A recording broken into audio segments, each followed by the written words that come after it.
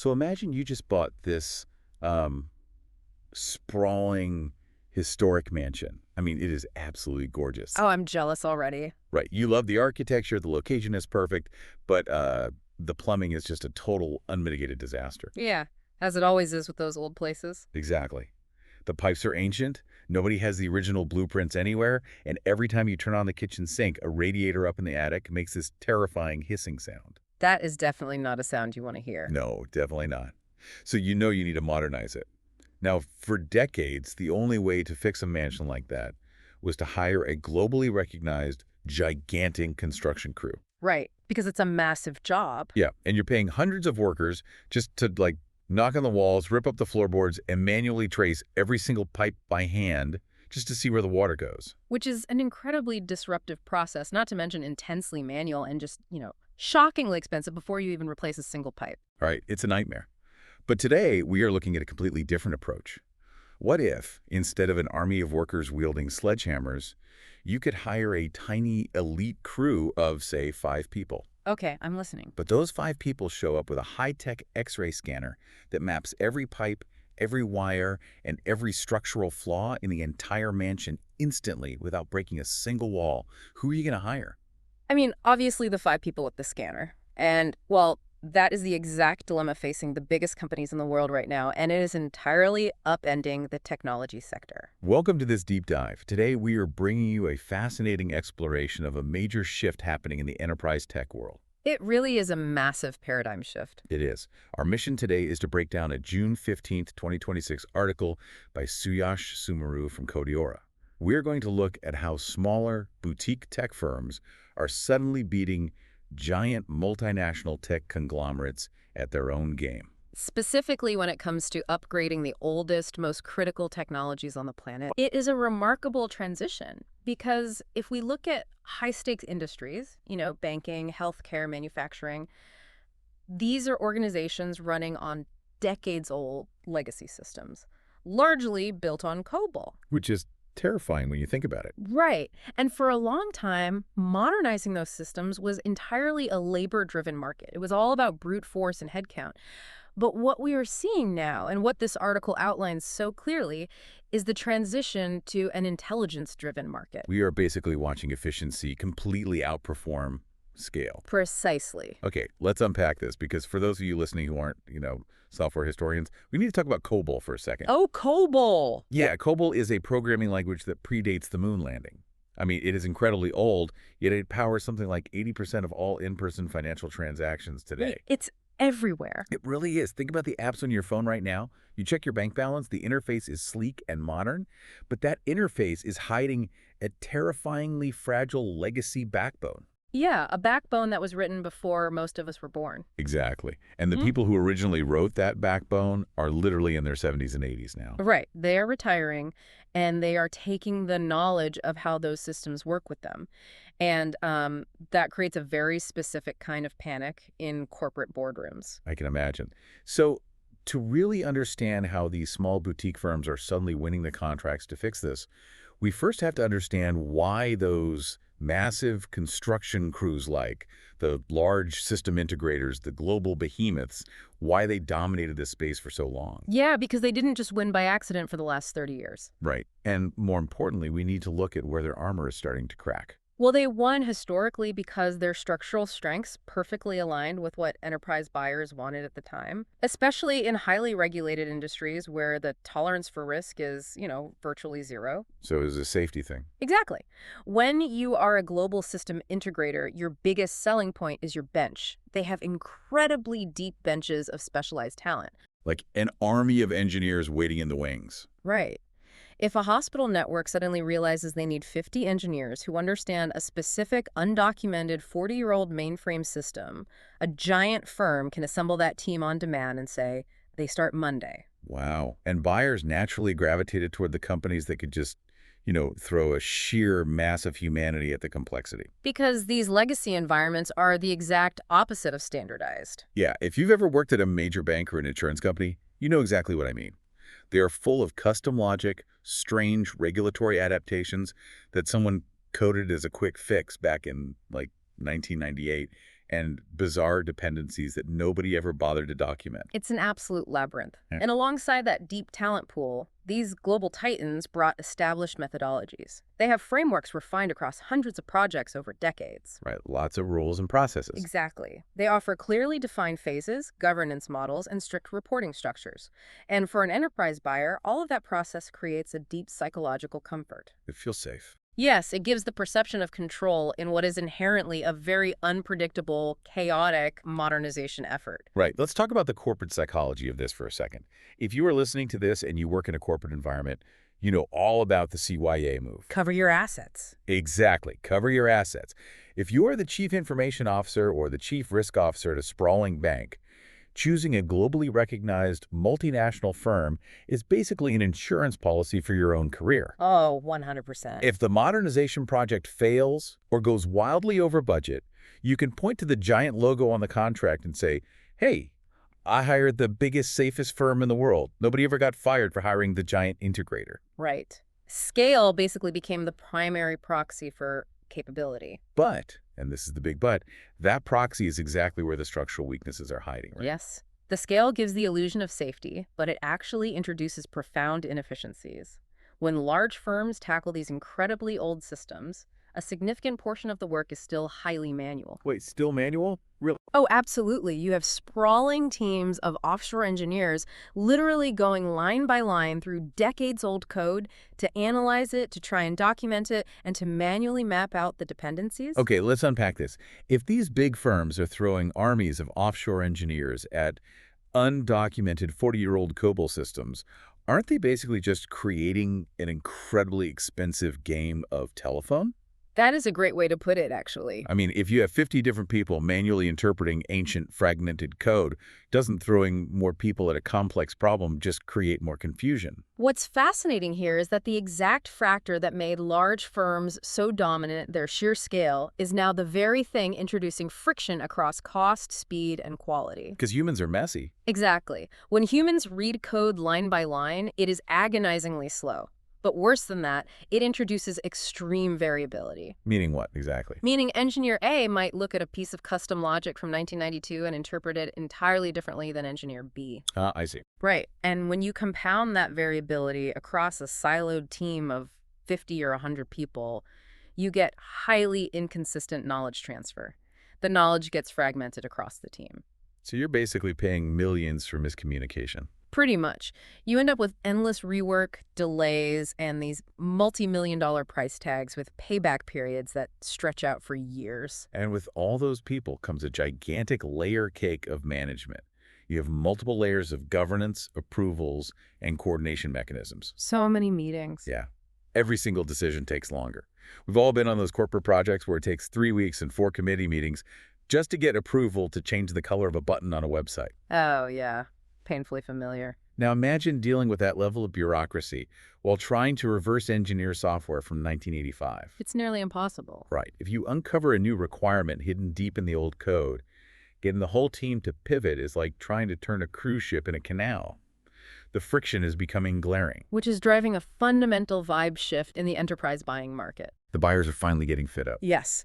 The buyers, the CFOs, the chief technology officers, are looking at the ballooning budgets of this telephone game, and they are entirely recalibrating what they value when they go shopping for a tech partner. So what do they want now? Well, historically, buyers evaluated inputs. They looked at how many resources a vendor had, their global footprint, the size of the team they could deploy. Today, they are shifting to evaluating outputs. They are buying outcomes, not capacity. And the number one outcome they want is speed to value. Exactly, speed to value. We are talking about a total rejection of the old way of doing things. Mm-hmm. The Suyash Sumaru article points out that buyers are no longer accepting these sprawling multi-year roadmaps where they don't see a single return on their investment until year 3. Nobody has the patience for that anymore. They want incremental value, and they want it immediately. If you're paying millions of dollars, you want to see the plumbing start to work in weeks, not in half a decade. Right. They want the time between the initial analysis of the system and the actual execution of the upgrade to be as short as possible. Make it fast. Make it work. Yes. But alongside that speed, there is a sudden, massive demand for extreme transparency. And we really need to highlight a staggering statistic from the source material here. Oh yeah, this blew my mind. 40% of legacy systems currently lack documentation. 40%. Think about what that actually means for you as a customer. Almost half of the critical software running our global infrastructure has no instruction manual. None. It is an incredible operational and financial risk. These enterprises are running on what we call tribal knowledge. Tribal knowledge. Yeah, meaning the only reason the hospital's billing system or the bank's transaction ledger still works is because a handful of veteran engineers just happen to remember how it was built in their heads. Right, like Bob knows that line 4000 was a temporary patch for Y2K, and line 4001 was a patch for the 2008 financial crisis.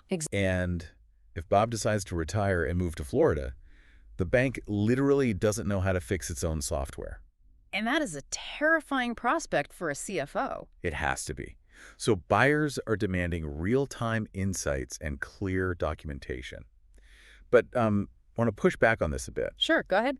It makes total sense that a CFO wants things cheaper, faster, and more transparent. I mean, who wouldn't? Right. But if you are in one of these heavily regulated industries where a single glitch could freeze millions of bank accounts, wouldn't they still default to the big, globally recognized brand just for the optics? You'd think so, right? Yeah, like just in case something catastrophic goes wrong, you want the giant legal and support safety net, right? This raises an important question about how we fundamentally define risk in the modern enterprise, because the definition has actually changed. How so? Risk is no longer about the size of the vendor's logo. Risk is now defined by your visibility into your own system and the predictability of the delivery. Okay, that makes sense. If you hire a global powerhouse, but they are using fragmented manual processes that take years and rely on distributed, undocumented knowledge, that big firm is actually increasing your risk. Oh, because they're making a mess of an already messy system. Exactly. The market moves too fast today. An opaque, slow process is now viewed by executives as far more dangerous than hiring a smaller, relatively unknown boutique firm that can give you total, transparent visibility into your own architecture on day one. And that perfectly sets the stage for the new playbook. It really does. Because with buyers desperately seeking speed, transparency, and agility over just raw headcount, the door has been blown wide open for smaller firms. And these smaller firms are operating with a completely different set of rules. Right. They are prioritizing intelligence over brute force. They're outmaneuvering the incumbents from the very beginning of the relationship, which is the discovery and proposal cycle. The sales pitch, basically. Exactly. Traditionally, initial system discovery took weeks or sometimes months of manual analysis before a large firm could even tell you what the project would cost. Just to get a quote. Right. But smaller firms are compressing this timeline dramatically. Because they use intelligent tools, they can map system architectures in a fraction of the time. So they're much faster out of the gate. They are identifying risks and dependencies early and producing highly accurate proposals with very tight scopes. They're essentially winning the sales cycle before it even really starts. I mean, they can demonstrate to the client that they have a deep, comprehensive understanding of the client's own system before the giant integrator has even finished assembling their offshore team. Yes, and that early demonstration of competence builds immense trust. I bet. When a boutique firm comes in and maps out a complex, undocumented system in days, the CFO immediately sees the difference in approach. Here's where it gets really interesting. When it comes to the actual execution, you can compare these smaller firms to a special ops unit going up against a conventional heavy infantry battalion. That's a great analogy. A special ops team isn't trying to match the battalion man for man. I mean, that would be a guaranteed loss. Oh, totally. Instead, they outmaneuver them through superior intelligence, specialized tools, and extreme agility. These boutique firms operate with much leaner teams, but the output per engineer is radically higher. And that output per engineer is the critical metric. It lowers overhead significantly. It tightens communication loops. Because there's just fewer people to talk to. Right. If you have 5 people working on a complex software problem instead of 50, you don't need 3 layers of middle management just to schedule a status update. No more committee meetings to change the button color. Exactly. You get greater accountability across the team members. And most importantly, you achieve the exact cost efficiency and measurable return on investment that the CFOs are now aggressively demanding. And the agility is just off the charts. Like we said earlier, modernizing a legacy system is never a straight line. You open up the old code, and you inevitably find weird surprises. A sprawling team struggles to adapt to surprises. But a lean team with no bureaucratic friction can pivot instantly. They adapt to new findings, adjust the scope, and iterate continuously. It's night and day. It completely shifts the barrier to entry for boutique consultancies. The barrier to entry is no longer headcount, it is capability. They don't need the army. No, they do not need to match the scale of the big firms. They simply need to replace it. They are scaling through intelligence rather than scaling through people.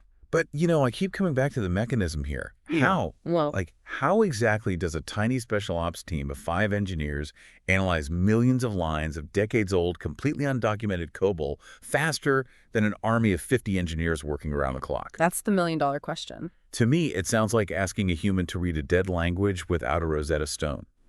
Is the technology just guessing? We know the secret weapon is AI, specifically platforms like Code-Aura, but what is the AI actually doing to act as this force multiplier? It is not guessing at all, and the mechanism is brilliant. Platforms like Code-Aura are embedding intelligence directly into the delivery process. Okay, break that down for us. Let's look at that discovery phase again.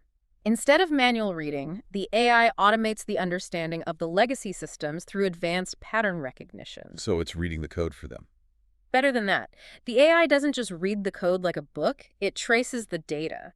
It can look at a modern interface, trace the digital thread backward through the spaghetti code to a mainframe, and build visual logic trees. Oh, wow. Yeah, it translates the legacy logic, maps all the tangled dependencies, and generates structured, comprehensive documentation almost instantly. It completely neutralizes the traditional advantage of the large firms, doesn't it? Completely. Their advantage was deploying bodies to, figure things out, but the AI figures it out automatically. Precisely. And it does something even more profound with all that information. It centralizes it into a queryable interface. Queryable, like you can just search it. Exactly. Think about what that means for a corporate team. Instead of having to track down a niche specialist who remembers what a specific block of code does, anyone on the team, engineers, architects, even non-technical stakeholders, can essentially just ask the AI platform. Like asking a chatbot. Basically, yeah. You have immediate, real-time insights into the system's behavior. It breaks the dependency on large teams because access to knowledge is no longer tied to access to specific people. That solves the Bob moving to Florida problem. Yes, the tribal knowledge is finally extracted and made accessible. That is huge. And we cannot overstate the impact this has on quality and consistency either. We talked about how human variability introduces risk. Different engineers interpret old code differently. Right, engineer A versus engineer B. Right. But AI enforces strict standardization. It generates consistent, repeatable outputs across every single stage of the modernization effort. So you know exactly what you're getting. You get higher quality documentation and highly predictable delivery outcomes. In a heavily regulated environment like a hospital or a bank, that auditability and traceability is absolute gold. You can prove to a regulator exactly how the system works. So what does this all mean for the people actually doing the work? The engineers. Yeah. If an AI platform like Code-Aura is doing all the heavy lifting, if it is reading the old code, tracing the data flows, mapping the dependencies, and writing the documentation, is the human engineer just a fact checker now? That's a common fear, but no. Because to me, it sounds like their job just got either incredibly boring or incredibly strategic. Which is it? How does this fundamentally change what it means to be an engineer on one of these modernization projects? If we connect this to the bigger picture, it represents a total paradigm shift in the role of the engineer. You aren't just a fact checker, your cognitive load shifts dramatically towards strategy. So they're doing higher level thinking. Exactly. You transition from manually analyzing unknown, tangled code to validating sophisticated AI-generated insights.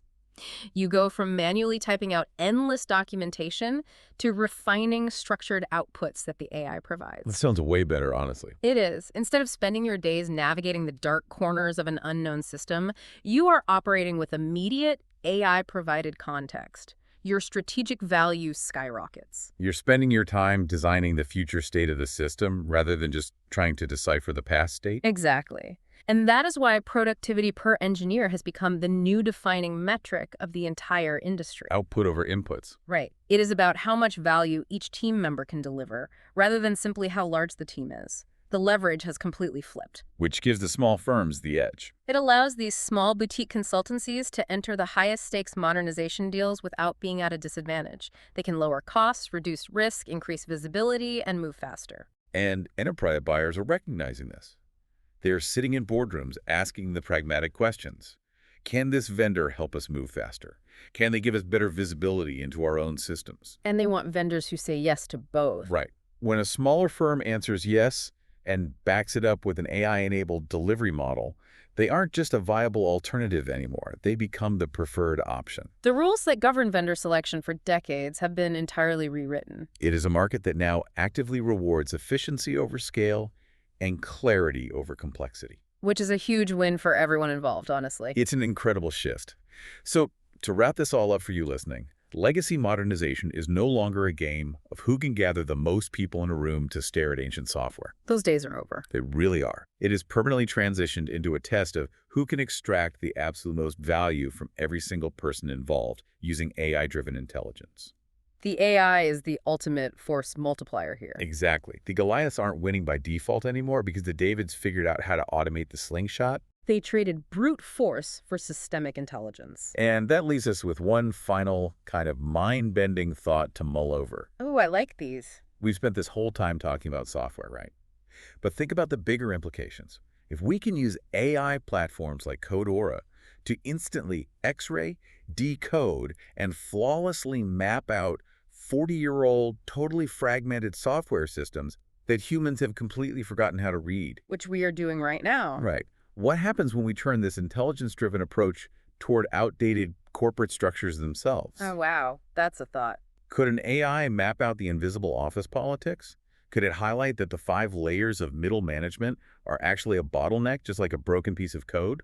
I mean, theoretically, yes. If AI can untangle decades of messy, undocumented software, could it eventually map and untangle the messy, undocumented ways humans actually work together in these massive legacy corporations? Could we X-ray the bureaucracy next? Exactly. We're solving the legacy code problem, but maybe the legacy human problem is next on the list. That is a fascinating and maybe slightly terrifying concept to end on. Just something to think about.